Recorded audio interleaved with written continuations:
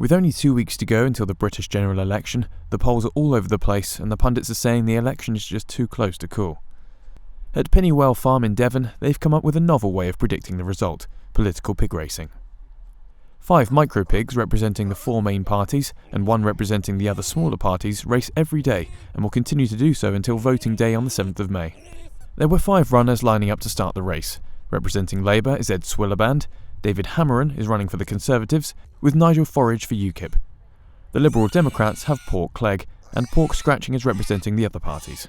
They do share certain characteristics with politicians. They like to have their snout in the trough sometimes.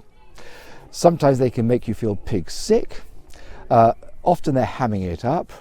The course is some 150 yards long, with 4 jumps aptly named Bacon Brook, Trotter's Turn, The Trough and Hog's Hurdle, leading to the finish that's of course the door to number 10 Downing Street.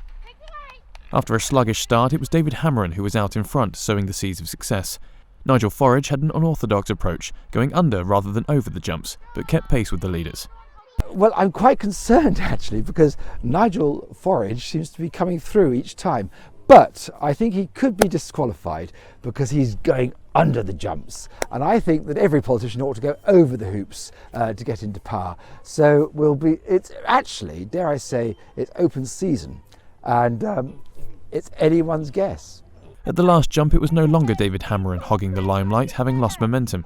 In the end, it was a dead heat, which saw Ed Swillaband and Pork Clegg going through the door to number 10 together. A rather despondent David Hameron brought up the rear, more interested in snuffling on the ground than making it through the number 10 door.